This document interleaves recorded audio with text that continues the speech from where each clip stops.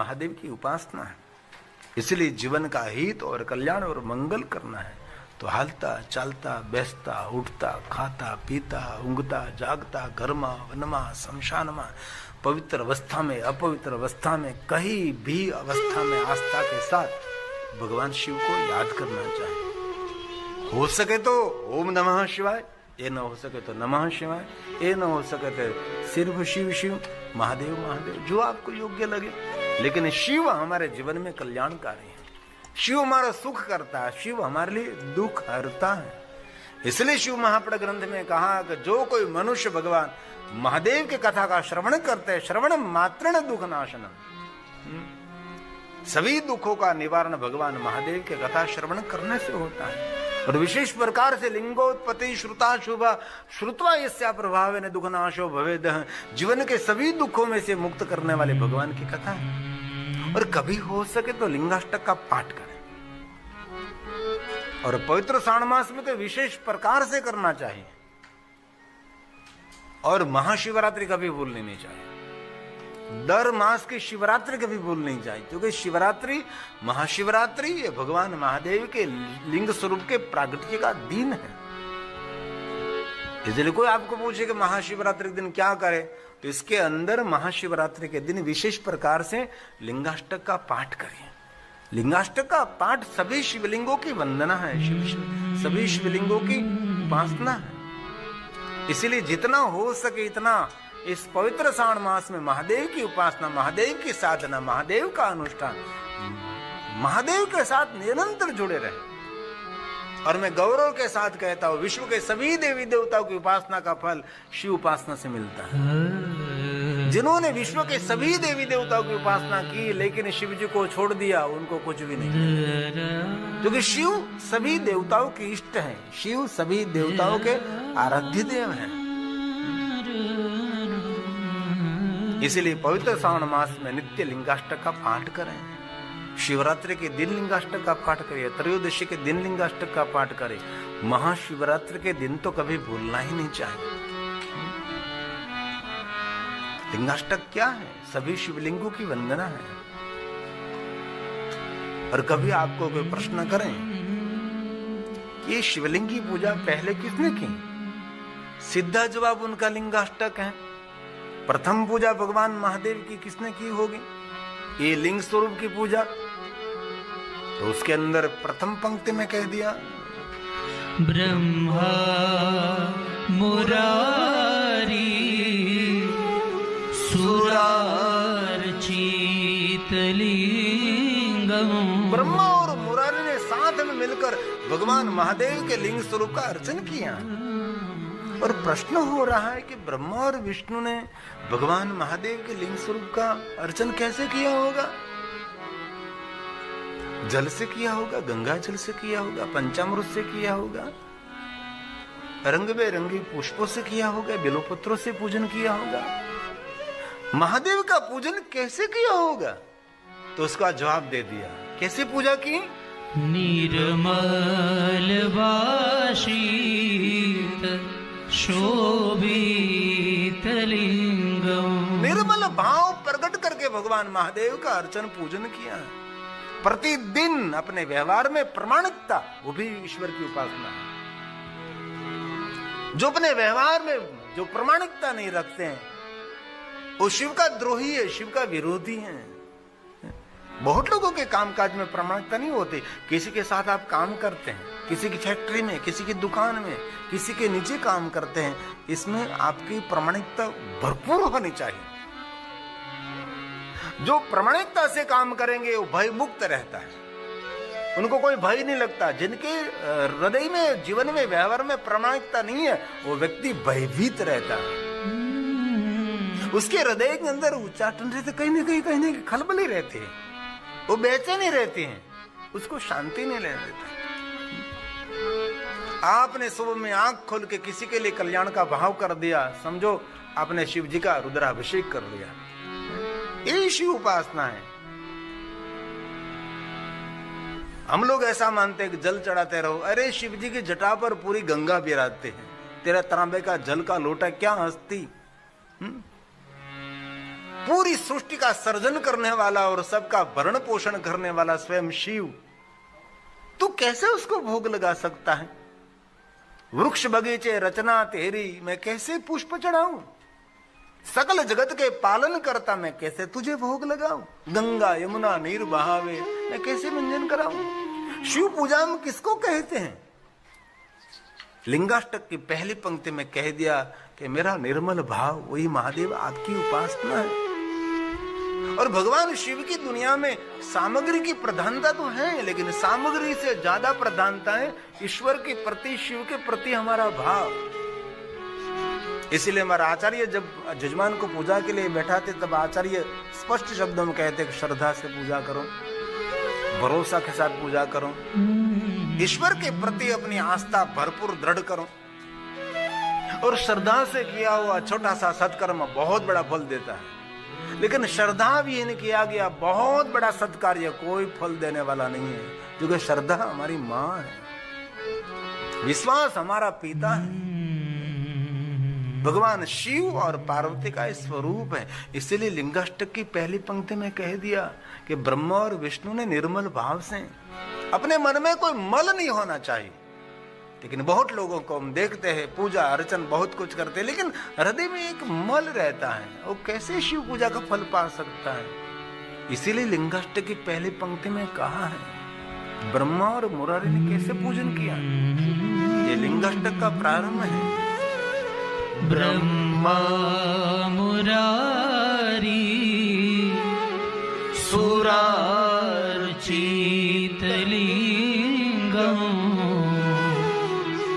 निर्मल भाषित शोभित लिंगम।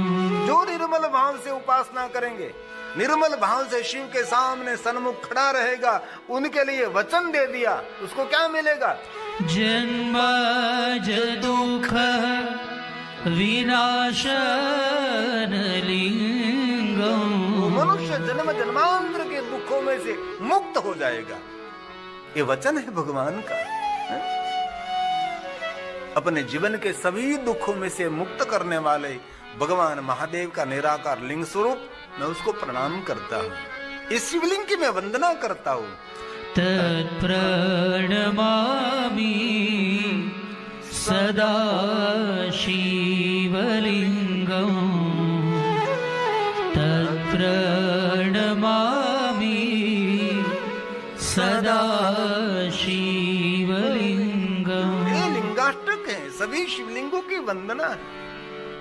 देवताओं ने, देवगणों ने, ऋषि मुनियों ने, देवगुरु बृहस्पति ने, देवराज इंद्र ने, सब ने महादेव के लिंग स्वरूप का पूजन किया। सभी ऋषियों ने भगवान महादेव के लिंग स्वरूप का पूजन किया है। ये हमारी आदि पूजा, अनादि पूजा है, और पहली पूजा, प्रथम पूजा। लिंग प्रधान्य स्थाप्यम वैरम तो गौणकम। मूर्ति पूजा एक देव की पूजा है, शिवलिंग अनेक की पूजा है। इसलिए जो मनुष्य भगवान महादेव के निराकार लिंग स्वरूप का पूजन करते हैं, वो मनुष्य विश्व के सभी देवी देवताओं की पूजा का फल प्राप्त कर सकते। कैसे? तो ब्रह्मा ने नारद जी को समझाया था। नारद जी, जैसे वृक्ष के मूल में हम जल सिंचन करते हैं, तो मूल के द्वारा हर पर्ण को जल मिलेगा, और पर्णों को जल मिलेगा तो फूल मिलेंगे, फूल में से फल मिलेगा। और इस स्वयं ब्रह्मा जी ने गाया है, नारद शिव हमारा मूल है। जिन्होंने मूल की उपासना कर ली, उसका संसार का वृक्ष सुरक्षित रहता है, खिला हुआ रहता है, हरा भरा रहता है। ये भगवान महर्षि वेदव्यास जी का वचन है। शाखा पुष्यन्ति वृक्षस्य। वृक्षी शाखा को पुलकित रखनी है, हरी भरी रखनी है, तो पर्ण को पानी पिलाने के जाएंगे आप, और डाली को पानी पिलाएंगे, करेंगे तो करेंगे क्या? इसलिए कहा शाखा पुष्यन्ति वृक्षस्य वृक्षमूलस्य सेचना। वृक्ष के मूल में जल का सिंचन कर दो तो पूरे वृक्ष को जल मिलता है। वैसे ही जीवन में जिन्होंने शिवार्चन कर लिया, समझो उसने विश्व के सभी देवी देवताओं का अर्चन कर लिया। तदवदस्य वपुर्विश्व पुष्यन्ते च शिवार्चना पुष्यन्ते च शिवार्चना। जिन्होंने शिवार्चन कर लिया समझो उसने सभी विश्व के देवी देवता ग्रह नक्षत्र सबका पूजन कर लिया। अरे हो सके तो आपके घर में भगवान की पूजा धरती पर रखिए, और महादेव की पूजा तो धरती पर रखनी ही चाहिए। गुजराती में કહું તો ઘરનાના ઘરમાં મંદિર લટકતા હોય અને ઘરના સભ્યો લટકતા હોય। મંદિરો દિવાલો પર લટકાવાતા નથી, મંદિર નીચે હોય, જેથી કરીને તેની સામે બેસી ના પડે, એકદમ ધ્યાનપૂર્વક ભગવાનનું પૂજન કરી શકીએ। ભગવાનને મંદિરમાંથી બહાર કાઢીએ, ભગવાનને સુંદર પાત્રમાં રાખીએ, એક એક ભગવાનને સુંદર સ્નાન કરાવીએ, કપડેથી તેને લૂછી નાખીએ, સુંદર ભગવાનને ચંદન કરીએ। ચંદન કર્યા પછી ભગવાનને વસ્ત્ર પરિધાન કરીને ભગવાનને પોતાના સ્થાન ઉપર સ્થાપિત કરીએ। આ રીતે પૂજાનો નિયમ છે। કોઈ દિવસ ભૂલથી પણ દાદર નીચે ભગવાનને મંદિર ન રાખવું। દાદર નીચે ઘણા લોકોને દાદર નીચે મંદિર હોય, ઉપર પગ દઈને ઉપર જાય। દાદર નીચે ધર્મ ગ્રંથોનું પણ સ્થાન ન રાખવું। આમ તો જે દાદર પડતો હોય ને તેની નીચે કોઈ ખાદ્ય પદાર્થ પણ ન રખાય। આવા ઘણા બધા નિયમો છે, પણ દરેક નિયમોનું અનુસરણ આપણે કરી શકીએ ન કરી શકીએ, પણ મંદિરને લટકાવવા નહીં। મંદિરને સુંદર ભગવાનને બહાર લઈએ, પાત્રમાં મૂકીએ, ભગવાનને સુંદર સ્નાન કરાવીએ, ભગવાનની સુંદર વ્યવસ્થિત પૂજા કરીએ આપણે, અને શ્રદ્ધા સાથે ભગવાનનું પૂજન કરીએ આપણે। અને જે કોઈ મનુષ્ય ભગવાન મહાદેવનું પૂજન કરે છે, વિશ્વના દરેક દેવી દેવતાની પૂજાનું ફલ પ્રાપ્ત કરી શકે છે। महर्षि भगवान वेदव्यास तो वहां तक कहा, तो मेरी सनातन की परंपरा में पंचायत पूजा की प्रधानता है, लेकिन 5 देवताओं की पूजा न कर सके लेकिन एक शिव की पूजा करें तो उनको पंचायत पूजा का फल मिलता है। हमारे सनातन में 5 देवताओं की प्रधानता है, एक घर के 3 और बाकी के 2। घर के 3 कौन? भगवान शिव, माँ पार्वती, भगवान गणेश जी, भगवान विष्णु जी, प्रत्यक्ष देवता सूर्य नारायण। रोज उसको प्रणाम करना चाहिए। सूर्य को प्रणाम करने से आयु की, कीर्ति के, ज्ञान की वृद्धि रहती है। सूर्य नारायण को अर्घ्य दे तो बहुत भाग्यवान है, लेकिन सूर्य नारायण को जल अर्घ्य न अर्पण कर सके तो कम से कम सूर्य नारायण को प्रणाम करे। हमारी सनातनी परंपरा है। आजकल दुनिया में सनातनी परंपरा को लोग सीख रहे हैं कि क्या है ऋषि मुनियों की सनातन ग्रंथों में। हम सुबह में उठते तो विश्व के सभी देवी देवताओं को प्रणाम करते, क्षमा याचना करते हैं, भगवान को प्रार्थना को आभार व्यक्त करते हुए हम धरती पर पैर रखते तो माता पृथ्वी को प्रणाम करते हैं। पृथ्वी को प्रणाम करने से हम आकाश को देखते तो आकाश को प्रणाम करते हैं। आकाश में टमटमाट रहेला सुंदर तारे, उसको प्रणाम करते हैं। विश्व की सृष्टि को, विश्वनाथ को याद करके हम प्रणाम करते हैं।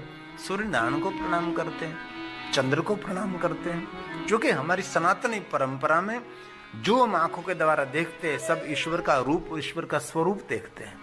इसलिए पंचायत पूजा आप न कर सके तो एक शिव की पूजा करने से पंचायत पूजा भी हो जाती है, ऐसा भगवान ने कहा है।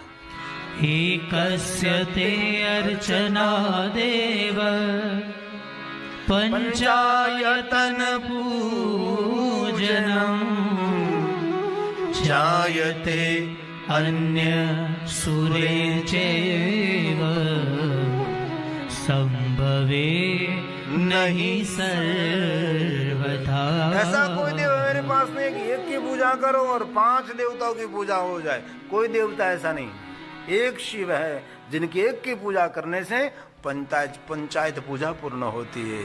संभवे नहीं सर्वथा, संभवे नहीं सर्वथा। इसलिए प्रातःकाल आंख खोल गई, भगवान शिव जी को हृदय से याद करे, क्योंकि प्रातःकाल शिव जी को याद करना विधि कर्म हमारा कर्तव्य है। जो प्रातःकाल भगवान शिव जी का स्मरण नहीं करता, याद नहीं करता, वो प्रकृति का ऋणी रहता है। प्रकृति मतलब जीवन जीने के लिए सभी वृक्ष हमको प्राण देते हैं, माता पृथ्वी धारण करती है, आकाश अनुग्रह करता है, जल तृप्त करता है, अन्न जीवन प्रदान करता है। इसीलिए इस प्रकृति के ऋण में से मुक्त होने के लिए प्रातःकाल आंख खुल गई, भगवान शिव का स्मरण करना चाहिए। विधि करम प्रातः विधि करम ज्ञेय। और मध्याह्न जब शिव जी को याद करते काम कम, मध्याह्न महादेव को याद करने से कामना की पूर्ति रहती है। और सायान है शांति कम, जब सूर्य अस्त हो रहा है आप शिव जी को याद कर रहे हैं तो भगवान शिव जी शांति प्रदान करते हैं। और तीनों समय के भगवान शिव जी के रूप स्वरूप दर्शन अलग हैं। अब प्रातः काल जब शिव जी को याद करते थे, भगवान शिव गौरव वर्ण है, कल्याणकारी है, श्वेत है, दूध की धारा जैसे भगवान शिव है। प्रातःकाल गौरव वर्ण शिव स्वरूप है। और मध्याह्न में भगवान शिव जी को याद करते थे, भगवान हमारे रक्षक हैं, रुद्र स्वरूप है, रक्त वर्ण है, जो कि रक्षक हैं। और संध्या समय जब शिव जी को याद करते तो शंकर स्वरूप हैं और श्याम स्वरूप हैं और शांत स्वरूप, और सबको शांति प्रदान करते हैं। शम करो तो हूँ शंकर, शंकर भी भगवान शांति देता है। अपने पूछो कि तीनों समय आप आदर के साथ भगवान को याद करते हैं? बहुत कम व्यक्ति होता जो तीनों समय जागरूक रहता है। इसलिए भगवान महादेव का हर पल स्मरण करना चाहिए। और हम क्या कर सके कलयुग में? कलयुग में कुछ नहीं हो सकता। जो करते हैं इसमें कुछ न कुछ गलती रहती है, कुछ न कुछ कमी रहती है। तो कलयुग के अंदर कमी पूर्ण करने के लिए निरंतर ईश्वर का स्मरण करना चाहिए। और एक बात ठोस याद रख